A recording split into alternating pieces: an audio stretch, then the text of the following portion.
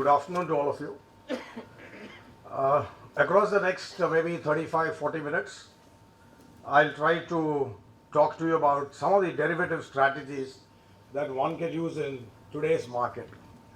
Bulk of what I'm going to say, and I must tell that up front, bulk of what I'm going to talk to you about are strategies that I have adopted, and therefore to that extent, like what happens on interviews or on television shows, I think I would make the disclosure that each one of these are positions that I've currently taken, and from that you can therefore decide what you would want to do with it.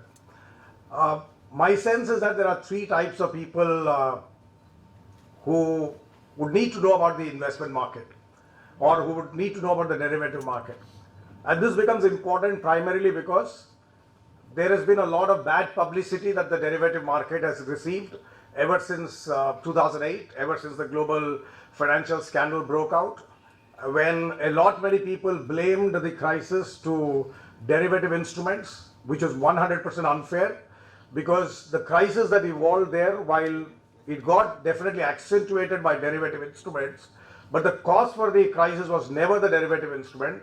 The cause for the crisis, as I've always held and believed, was an unholy nexus between three kinds of people, between extraordinarily greedy bankers, amongst extraordinarily greedy bankers, then customers who did not understand derivative instruments, and you will have to forgive me for saying plain incompetent accountants who did not know how to account for these derivative instruments.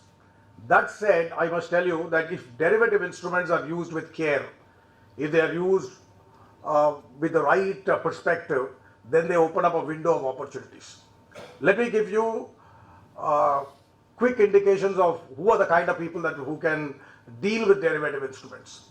First is the kind of investor who has invested in the stock market. You have invested in the stock market. You are now worried whether the markets will fall. You're extremely worried. You now think, is the market overpriced at the kind of points that today it is sitting in at around 28,000 odd? Then derivative has an important role to play. If you're someone who has not invested in the equity market because you think that equity market is not your cup of tea, and you put your monies in mutual fund investments, then again derivative instruments have a role to play if you want to provide safeguard, if you want to provide protection, if you want to provide insurance to your investment. We must be very clear in our mind that derivative instruments offer an extraordinary opportunity to hedge. They provide a huge opportunity to protect your investment. If you're the third type who does not believe in equity market, who does not believe in mutual fund market, who has not invested in the equity stocks, who has not invested in mutual funds, then maybe if you find the taste of speculation that comes with derivative exciting, then perhaps you could try. But then you have to be extremely careful when you use derivative as a speculative instrument, because unlike equity market, which gives you a huge time window, no, you can make a mistake in an equity market. You might buy the wrong stock, the stock might fall down, but then you have virtually the rest of your life for the stock to pick up. Whereas in a derivative market, you don't have time on your side. You win or you lose in the space of just 3 months. So there is an expiry date to it, which therefore makes speculation in derivatives that much more tricky. I'll go by the premise that there are people here who are interested in protecting their investments. I would go by the premise that there are people here who invest in the stock market, but who think that the markets are going to fall. And please don't think that I'm saying that the markets are going to fall. Who think that the markets are going to fall, but who don't have stocks of those stocks which are going to fall. I'll make that as my first premise. The second premise that I'll make is that there are people here who want to make riskless profits. That means come what may to the stock market, there are certain select stocks in the derivative space, in the futures and options space, which will give you riskless profit, whichever way the market would move. I would believe that there are people like that here.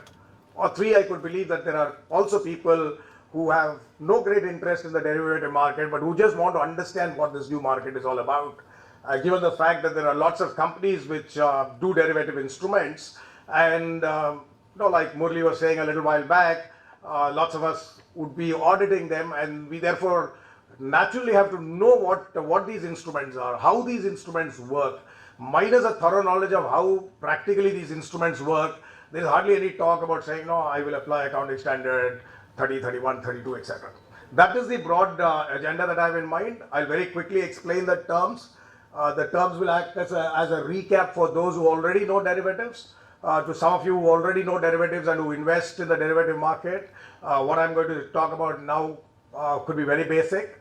I will also try to tell you what are the choices that are before you as someone who wants to play around in derivatives. I'll talk to you about arbitrage, which is what I refer to about risk-less profits. I'll identify 3 stocks in which you can today take positions both in the spot market and in the futures market. Futures market is one of the derivative markets, in order that you can make riskless profits, certain profits that are far more than the rate of return that you earn in a bank.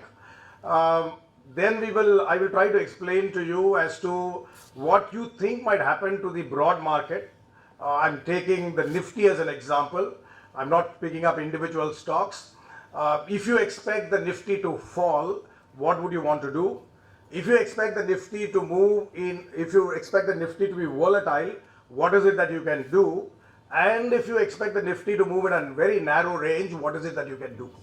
And if you say, no, I don't know whether it's going to be volatile or I don't know whether it's going to be narrow, then again, what is it that you could do? Please remember, please understand that these strategies are not surefire ways of success. There is a price to it. There is a price that you pay for it. If you're ready to pay the price, and I'll also put out what the price is, if you're ready to pay the price for it, then this works well for you. And finally, we'll have a framework, which means that it will simply summarize whatever many things that I've told, that I'll tell you. Very quickly, just to provide a very brief narrative of what are the instruments that are there in the derivative space. One is the spot, which is what all of us know as the equity market. It's also called the cash market. I've used the word spot there. We could call it the cash market or the stock market. Second is a market called the futures market. It's in plural. Okay, the alphabet S needs to come there. And third is the options market. That's why it's called the F&O market, futures market and options market. The essential distinction among the 3 of them is that in the equity market, as you know, you enter into an agreement today, you make the delivery today, you make the payment today. That means if you decide to buy Infosys stock today at, let us say, 39.50, if you decide to buy 100 shares of Infosys, then you make payment today, 3950 into 100, you receive your 100 shares today, period. End of the story. But you might think that Infosys is a good stock, but you may not want to pay today because you also don't want delivery today. So you might enter into an agreement with a third party, which is what we call a futures contract, where the agreement is entered into today, where you say that I will buy Infosys at 4,100 3 months later. Or you might say I want to buy Infosys at 3,800 3 months later, depending upon how the price is quoted in the futures market. And there will obviously be a counterparty who wants to sell. The 2 of you will enter into an agreement. Agreement is entered into today.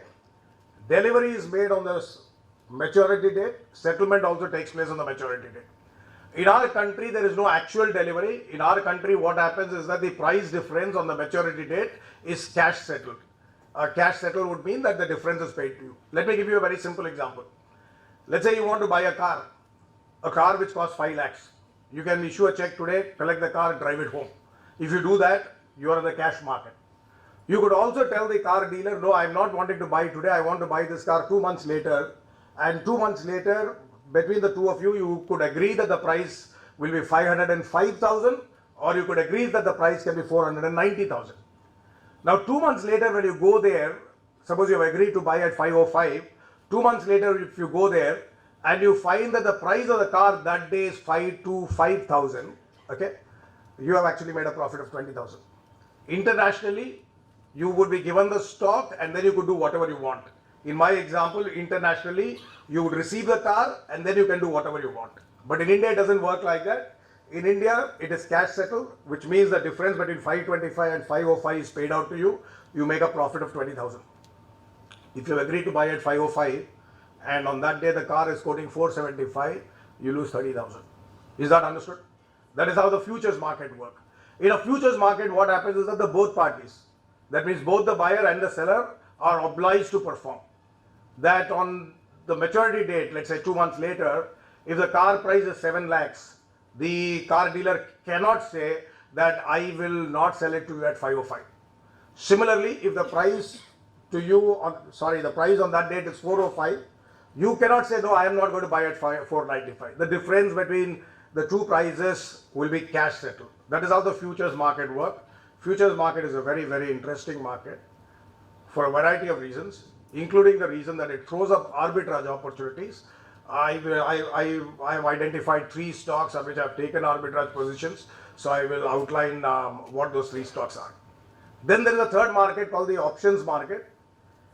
In the options market, what happens is that you have the right, if you are the buyer of the option, you have the right, you don't have the obligation to buy. In my car example, you enter into an agreement to buy the car at 495. On the maturity date, if the car is quoting 475, you will say, no, I am not buying. But if the car is quoting 525, you will say, yes, I am buying at 495.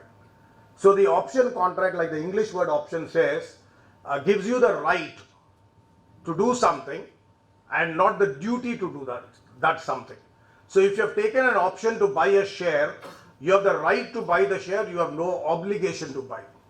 If you have taken a position to sell a share, which is called a put option, then you have a right to sell the share on the maturity date if you so desire, but you have no obligation to sell. So it's like, it's like saying, I toss a coin, head I win, tail I don't lose. It is like saying that. That means either way it looks like a one-way street to make money. But it is not like that. It's not like that because in order to buy this right, in order to buy this right to buy shares, or in order to buy this right to sell shares, okay?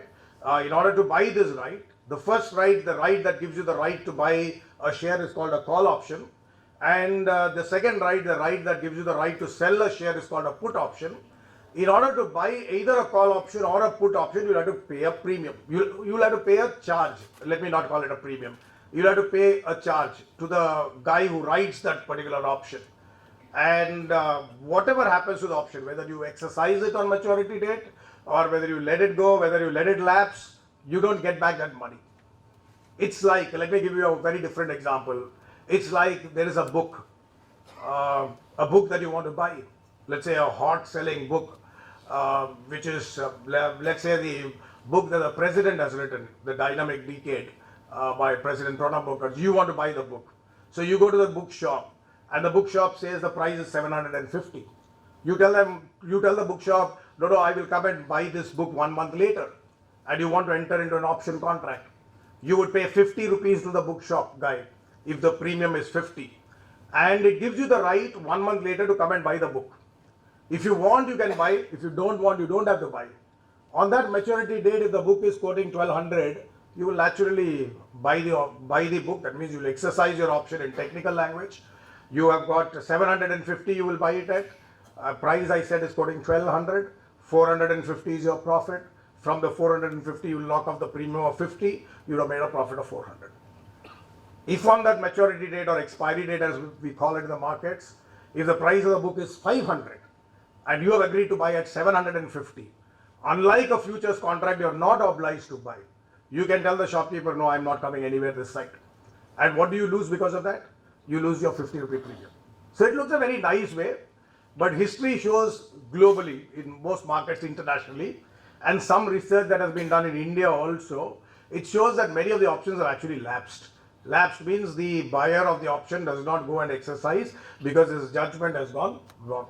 Now this therefore is the distinction between a cash market, which is what is the equity market, the futures market, where there is a compulsion on both parties to act, and the option market, where only the buyer of the option is required to live to his performance, and the writer of the option or the seller of the option is not required to live to his performance.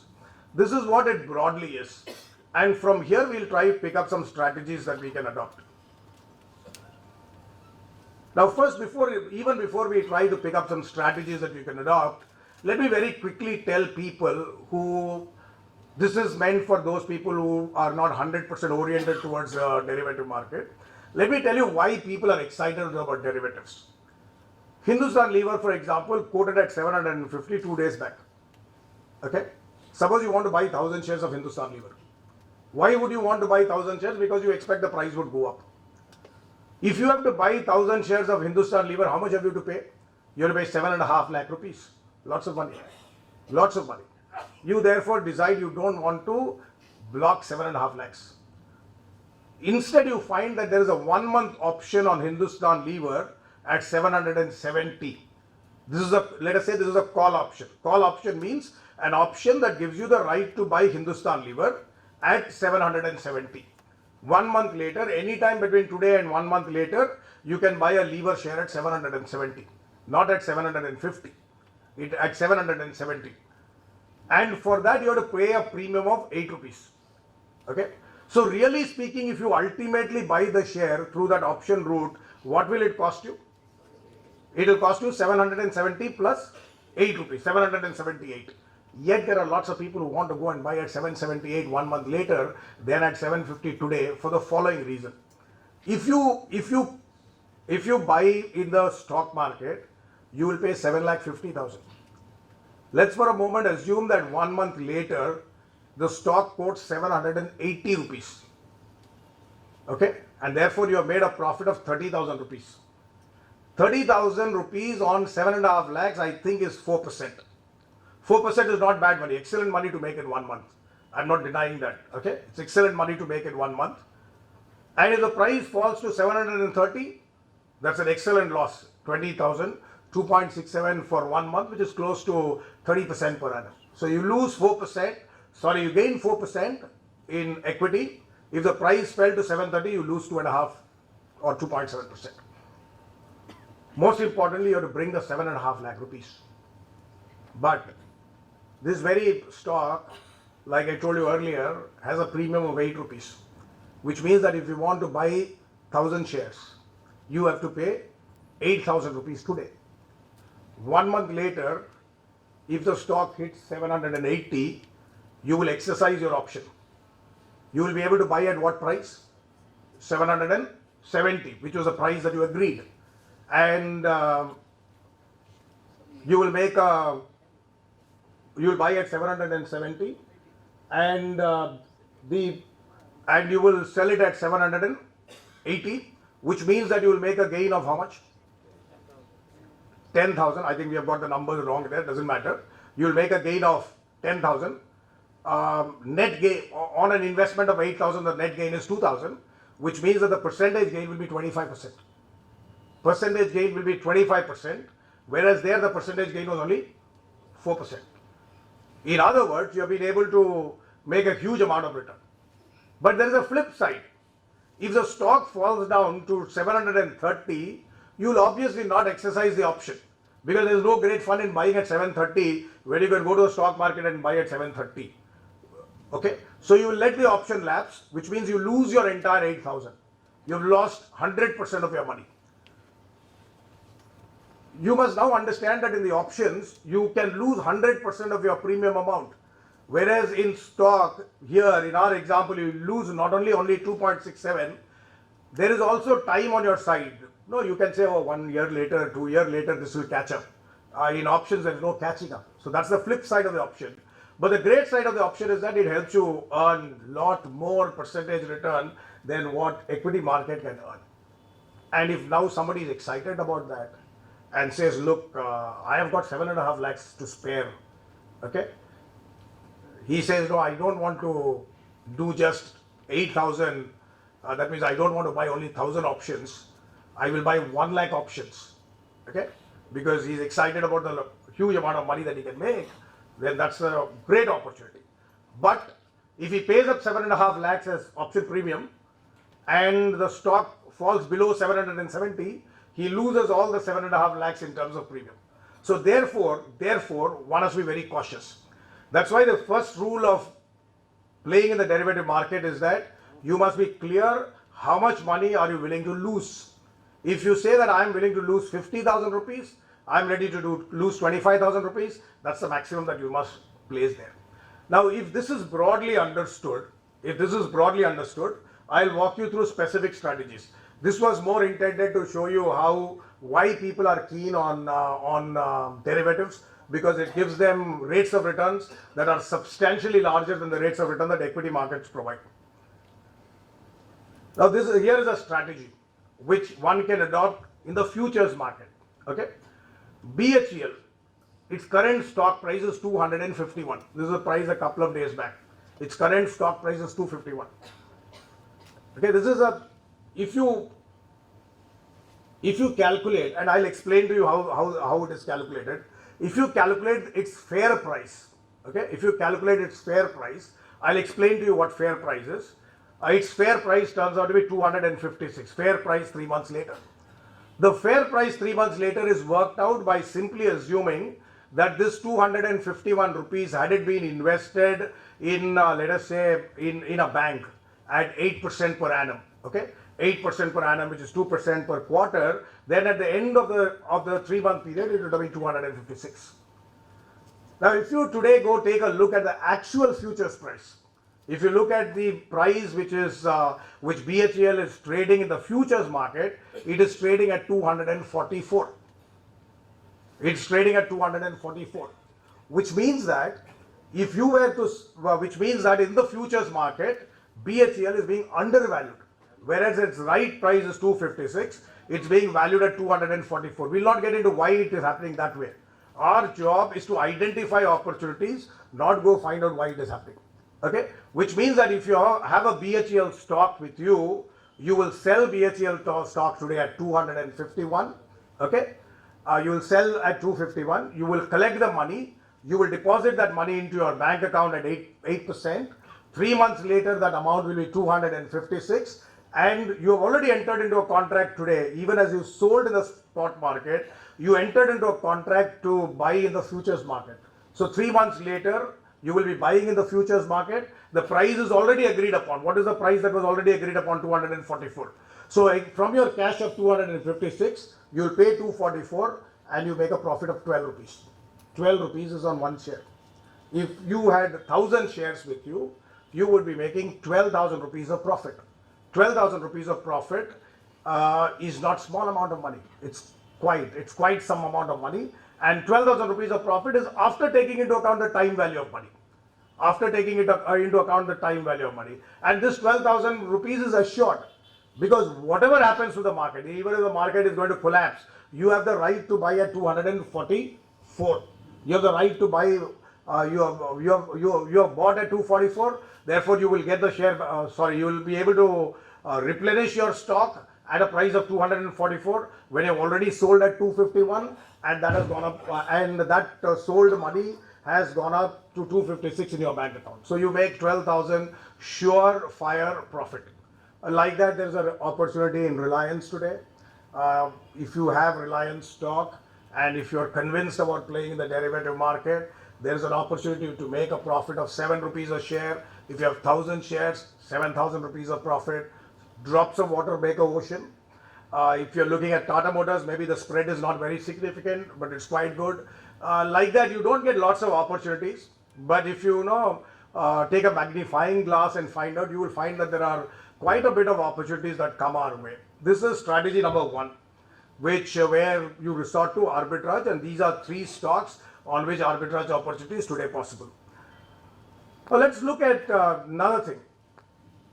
Let's say that you have 3 distinct views about the market. While I will show you the essential workings, I don't want you to get unduly worried about the workings, because if you cotton onto it, it is fine. Otherwise also it doesn't matter. All that we need to recognize and realize is that there are opportunities to make good money if you don't turn out to be extremely greedy.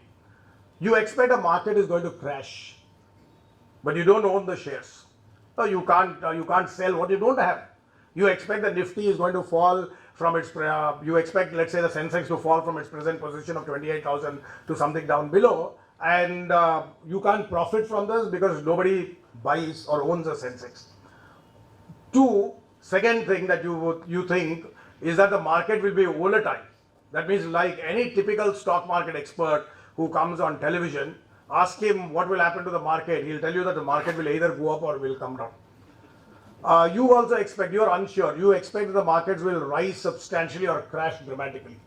And whichever way, whatever happens, you want to gain. And there is a strategy for that, even at current market prices. 3 is that you expect the markets to move in a very narrow range. Sensex today, say around 28,000. You think it will move to 28,200 or 27,800, what to do? Okay. These are the 3 situations which we'll talk about. First is that if you think that the market is going to crash, okay, you can, for example, buy a Nifty option at 8,300. It has a premium of you're going to buy a put. Put gives you the right to sell. Let us say you buy a put at 8,300. At 8,300 means that the exercise price is 8,300 and you're going to pay a premium of 62 rupees to buy the put. These are actual numbers, okay? So 62 is the price that has been market driven. That was a price a few days back. Now let us say, because you're expecting the Nifty to fall, let us say on the maturity date, that means this is I think a 1 month Nifty, yes. On maturity date, suppose the Nifty is quoting 8238, 8238. You have already entered into an agreement to sell at 8,300, okay? And on the maturity date, it is 8238. I told you that in Indian markets, there are no deliveries. It is only cash settled, which means that you have sold at 8,300 and you have bought at 8238. That means you make a profit of 62 rupees. You have a premium that you have already paid 62. So if the market ends at, if your Nifty ends at 8238, 1 month from today, you make no profit, no loss.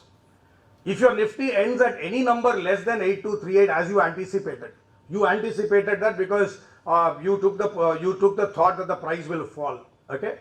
And for example, if the Nifty ends at, let us say, God forbid, at 7,800, that's celebration time for you, because 7,800 minus 8,300, you have made a profit of 500 points. Okay, you made a profit of 500 points. Each point is 25 rupees today, so 500 into 25, you make 12,500 rupees of gain. In contrast, on the alternative, if your stock, let us say goes to, if the Nifty goes to 9,000, you have bought here an option. You have not entered into a forward contract. You have bought an option. So on the maturity date, you will say, look, I am not selling Nifty, which means that the option is going to lapse, which means that the maximum amount of money is what you're going to lose is the premium that you paid. And the premium that you paid was only 62 rupees. That would be your maximum loss. Whereas on the other side, like I told you, you could make a profit as much as 12,000 rupees. Okay. So this is on one contract. So like this, somebody might elect to take multiple contracts. You might choose to take several contracts. If you take several contracts, that much is the profit that can be made if the Nifty falls and his loss is restricted to the amount of premium. So if you think the markets are too hot, if you think the stock will crash, the Nifty will crash, then you could buy a put option on the Nifty. That's case number 1. I'll also run you through, although I had 5 cases here, I'll pick up only 2 more, okay? We'll take a second situation where you think that the market is going to be volatile, okay? Going to be volatile means you think that the market will swing up and down and up and down, okay? One strategy that you can adopt, today is to buy Nifty, and I'm not going to get into the technicalities of it. I've got a table that I've drawn up, I've got a graph that I've drawn up, but I'm not going to get into the technicalities. I'll just give you the final outcome. You decide to buy Nifty put at 8,100. Buying a put means right to sell. That means you can sell Nifty at 8,100 in the month of March, which is a 3-month contract, and the premium that you have to pay for that is 140 rupees. Simultaneously, what this 8,100 assumes is that you expect that the Nifty will fall below 8,100. Then only you will make profit. So you expect Nifty to fall below 8,100. But you're worried. You're also worried that suppose the Nifty does not fall and the Nifty goes up. As far as you are concerned, there's no problem because your loss is restricted to 140. But you are like me, a greedy guy. You think that, oh, if it falls, I must make profit. If it goes up also, I must make profit. So you think that this will either fall below 8100 or it will go above 8400. If it stays between 8100 and 8400 in this example of ours, you will not make any gain. You will actually lose money. But if it falls below 8100 or goes above 8400, you will make money. At 7682, I'm not getting into the arithmetic of it. At 7682, when it falls below 7682, you start making profits. Why it is not 8100, why it is 7682? The difference represents the premium that you are paid. You are paid 140 rupee premium, you are paid a 278 rupee premium, which means that you are paid a totally 418 rupee premium. That 8100 minus 418 is your 7682. So if the Nifty hits below 7682, you stand to gain. If it goes above 8818, you again stand to gain. What do you lose? You lose 140 plus 278. Okay, I said each contract is 25. So the maximum amount of money that you lose is 10,450. So if someone is game for losing 10,450, okay, if someone is game for losing 10,450, then he would possibly do this strategy where he buys a Nifty put at 140 and he buys a Nifty call at 200 Nifty put at 8100 and a Nifty call at 8400. This will be adopted by any person who believes that the Nifty would either fall below 8100 or go above 8400. I'll skip this table. I want you to take a look at this graph. What this graph now tells us is that, as you see that graph defines things very perfectly. It says that anywhere between 7681, if your Nifty ends anywhere between 7681 and 8818, you're losing money. Okay, you're losing money. That is the bottom part. Okay, you're losing money. But while you're losing money, your maximum loss, that is that flat line, that parallel line, your maximum loss is restricted. How much is it restricted? In our example, it is restricted to 10,450. Anywhere the Nifty falls below 7681, the more it falls, the merrier for you, you make profit. Anything above 8818, the more it goes up, the merrier it is for you. So if you think that this is the range, that the market is very volatile, that it is likely to range between 7681 and 8818, which is a lot of breadth, a lot of gap, then you would do this strategy. I'll take you through another strategy and then I'll wind up. I want you to take a look at this other strategy. This was a volatile market. I'll run you through a market which is range bound. Okay, or you think that this is range bound. This is just to give you a perception of how to go about with it. I'm not, like I again said, I'm not going to get into how the decisions are taken. But you decide to sell Nifty at 8100. You decide to sell Nifty also at 8400. Look at it. That's you sell Nifty call at 8400. You sell Nifty put at 8100. Okay. The outcome of this is that it will be profitable below 7682. 7682 is 8100 minus 378, and it is profitable above 8400. Above 7682 and below 8818. 8818 is again that 8400 plus 140 plus 278. Okay, this is little different from the earlier one. This is how the diagram would look like for you.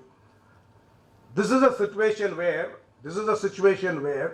your losses are coming down. Okay, anywhere between these two dot points, the two dot points are 7682 and 8818. If the market ranges between that, you will make your profit. Okay, just remember, this is just the opposite of what we talked earlier. Earlier, you were making profits if the market either crashed below a number or rose above a number. This is a situation where you think the market is going to be range bound. That means it's going to run only between these two numbers. You don't think it will crash below a certain number or go above a certain number. You think the market will range between 7682 and 7681 and 8818. Then you will do this strategy. This strategy where you will sell a put at 8100, sell a call at 8400, and you will make profit along these lines. My objective here was not to tell you what opportunities are going to come your way.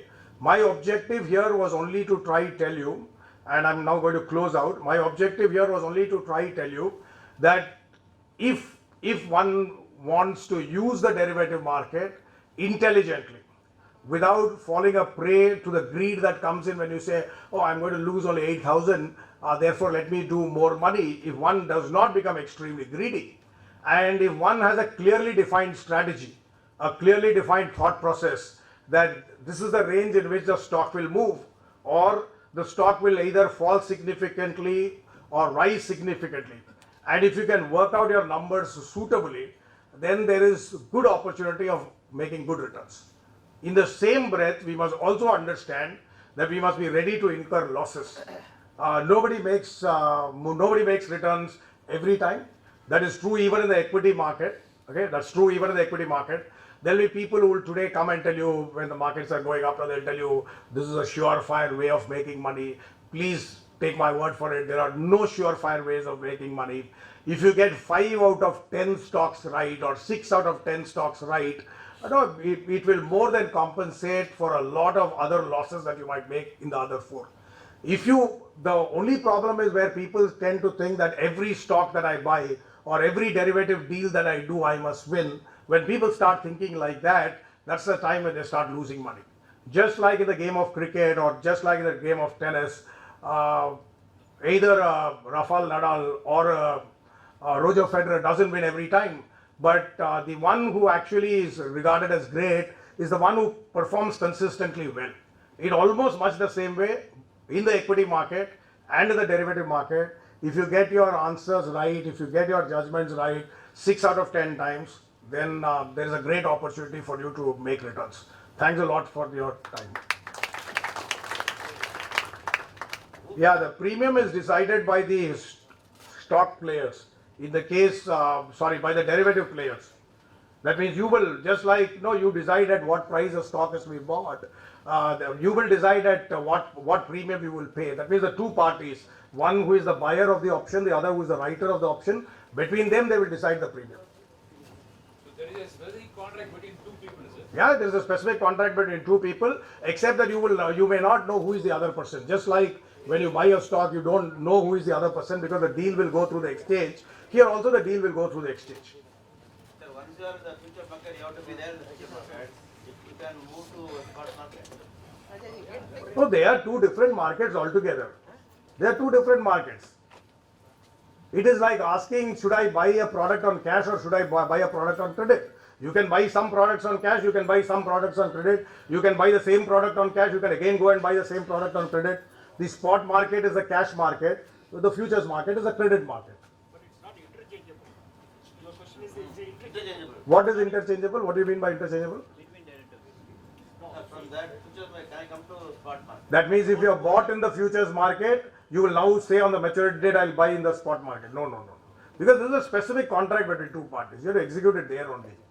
And second thing is that in the spot market, it deals with securities. There is a physical delivery of securities. In the futures market and in the options market, there are no physical delivery of securities. Whatever is the difference in price gets settled and paid out. But demat account same. Yeah, demat account same demat account. What is the difference between day trading and futures? Day trading is where you buy today and sell off at the end of the same day, at the end or the course of the same day. You think, for example, there's a particular stock. For example, very recently there was a stock called Mastec, which shot up on rumor that it is going to be, not rumor, on almost confirmation that it's going to be taken up by a foreign company. So the stock started moving heavily. So it moved from something like 275 to 420 in the space of just 3 days. So if you're seeing that rise, then morning you go and buy, you place an order to buy. Let's say you buy at 325. Evening, sometime in the evening you will close out. That's called day trading. Day trading means you buy during the day, sell during the day, or vice versa. First sell and then buy whatever it is, and profit. If you make profit, great. If you lose money, great. It is the cash market, is it? It is in the Cash market. it is in the cash market. That's right. Derivative transaction, say that, like, with the last year, the business was No, I don't know all those tax questions and all. I don't know. Okay, I have gone by the principle that if I make money, I'll pay whatever tax the Tax guy tells me. I don't know all that, honestly. I don't know how it is tax treated. I also don't know how it is accounting treated. Okay? So whether it's be expense or whether it should be carried as investment. Yeah. Derivatives on commodities, does it work in the same line? No, I don't know commodity market. If you expect the Nifty to fall 100 points, suppose you expect the Nifty to fall 100 points from today, so will you choose options or futures? Which is the better? Can you say why? That's a good question. No, we cannot say which is better. We can say what are the pluses and minuses. Okay. If you expect Nifty to fall, if you do in the futures market, you are compelled to perform. Okay. That means if it whatever happens, if it goes up, then you lose the difference. Okay. If you have entered in the option market, the advantage is that if it does not fall as you thought it will fall, your loss is restricted only to the amount of the premium. Okay, so it's a question of personal judgment what you want to do. There is nothing like this is only what I should do, that is only what I should do. But to answer your question in a different perspective, where I know this is getting out of what I wanted to talk, but still, if you are looking at a way by which you want to protect your investments, then it is wiser to do futures than to do options, because the cost of doing a futures contract historically has been less than the cost of doing an options contract. Okay, but in the question, in the situation that you raised, it's a matter of individual choice. There is nothing like whether I should do this or whether I should do that. Both will lead to the same outcomes. In practice, futures will be more used. I don't want to say that. I don't want to say that. There are two different ways. In the first way, well, let's take an example. Taking here's the volume, the trade market, in the share market. So both No. Both are significant. Both are significant because option is very exciting for someone who has to put in less amount of money. Okay, he has to put in less amount of money, whereas because the option premiums are number wise they are less. Sir, each contract has to be settled at the expiry 3 months, or 1 month, 2 months, 3 months. There are 3 transactions. each contract has to be settled independently, or can I carry forward the contract? Okay. You can roll over the contract, which will again involve another set of brokerage, etc., being paid. So I can roll over the contract. Yeah, So you have to square it up and roll it over. that's right. Obviously. the spread between call and put, how No, it is not a spread between call and no. It's not a spread between call and put. Let me explain. Let's take the case of lever stock. Okay, I said lever 770 is an exercise price. The decision on what should be the exercise price is taken by the exchange. Okay, the exchange announces exercise price of, let us say, without getting to the details, they fix the exercise price of 760, 770, 780, 790, 800, etc. Okay, that 760, 770, 780, 790, 800, etc. will apply both to call and to put. Okay, that means that investor can enter into a right to buy at those prices that I named. He also has a right to can enter into a contract which gives him a right to sell at those prices which I named. Okay, so it is not like the exercise price is determined by the players. The exercise price is determined by the exchange. At every exercise price there is a call option and there is a put option. There is no spread therefore. Okay, at every exercise price there is a call option and a put option. Only thing is that there are several exercise prices available. I'll tell you why several exercise prices are available. When a stock first comes into the derivative market, what happens is that the exchange takes the current market price and it fixes up 3 exercise prices above it and 3 exercise prices below it.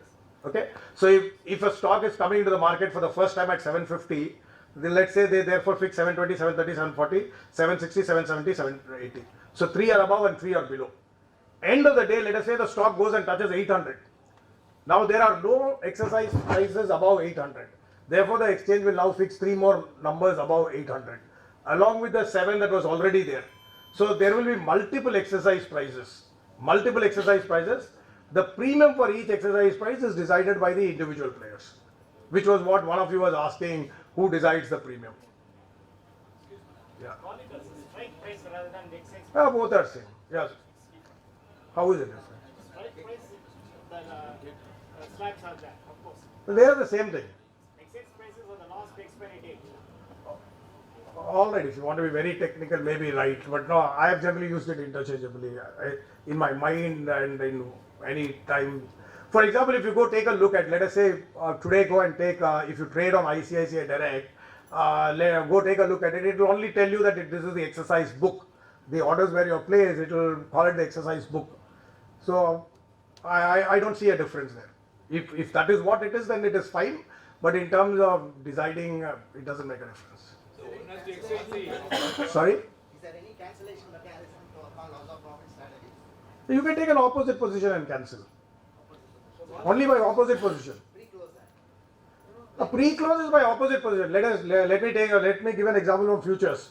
Let's say you have bought Hindustan Lever futures at 770 and the price has fallen to 740 and your expiry is another 20 days later. Now you are scared that 740 might come down to 700.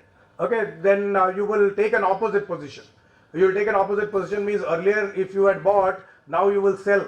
So therefore whatever the price it will end up with, your loss will be restricted to 770 minus 740. Because on one contract, if the price crashes, on the first contract you have lost, second contract you have gained, so the net difference 30 would be the loss. So the only way to cancel is by taking an opposite position. Unlike in exchange market where you can cancel that contract also. There also, even in Forex, you are referring to Forex? Yeah, forex. Yeah. Even in Forex, we call it cancellation, but it is taking an opposite position. Opposite position on that date of transaction. Yeah, correct. Same thing here. It is also opposite position on the date that you want to cancel it. No. For derivative items which are on derivatives, there is no circuit. There is no circuit for items that are on the derivative list. it will have impact in the Online or offline, sir? Online or offline? What is that online, offline? Computer only. From the home, we can deal with Yeah, from the home you can deal it. You can deal at midnight, 12 o'clock. not directly by check. You can speak to your broker and also do. The broker can operate the machine on your behalf if that is what you're asking. He can sit in his office and do. Whatever applies to equity stock applies there as well. The derivative stock, can we exit the position midway before the expiry? Yeah, that's what I was saying. You can exit midway by taking an opposite position. Just like I think he gave the best example, like what happens in dollar. If you have bought dollar at, if you're taken into a forward contract at 60, and then you want to take an opposite position because the dollar price is falling, you want to cancel. Cancellation is actually taking an opposite position. Same thing you will do here also. You will take an opposite position. That means if you have bought a call, now you will write a call, or sorry, you will buy a put. Options and futures, actually for the people, it is dominating on technical and short term. So it is not believing the fundamentals and long term. Is it so? Because some people invest in short term, because we believe fundamentals and long term. As compared to this future and options, this is technical and short term. Is it? I understand your question. I'll put it this way. Whether you do fundamental analysis or whatever analysis, if you can make a judgment about the stock in the next 3 months, okay, whatever analysis you do, if you can make a judgment about the stock across what will happen in the next 3 months, then you can deal with derivatives. But I fully agree with you. Fundamental analysts normally don't make judgments across 3 months, okay, and to that extent, derivatives are more perhaps useful more to guys who believe in technicals, or more importantly, people who can make judgments of short-term movement in prices. But I again want people here to understand that derivative is not about just speculating. You can use that, maybe this is not the forum or this is not the right time for me to speak of it, but you can use a derivative instrument like a forward contract in order to protect your cash portfolio. Suppose you have built a portfolio of, let's say, 2 crores and you are worried that the stock market will fall down. When you're worried that the stock market will fall down, you might want to sell your stock. And your bad luck, the stock actually goes up, which means you have sold out a very good stock and the stock has gone up and you can't buy it back. Now, in situations like that, you can take positions in the index, okay? You can take positions in the index, as a result of which, if your judgment goes wrong, you lose some money during that 3-month period, but your portfolio stays intact. In fact, that is why I tell people that if you have built a portfolio of good stocks, see, in the stock market, stock prices fall not because the stock is bad.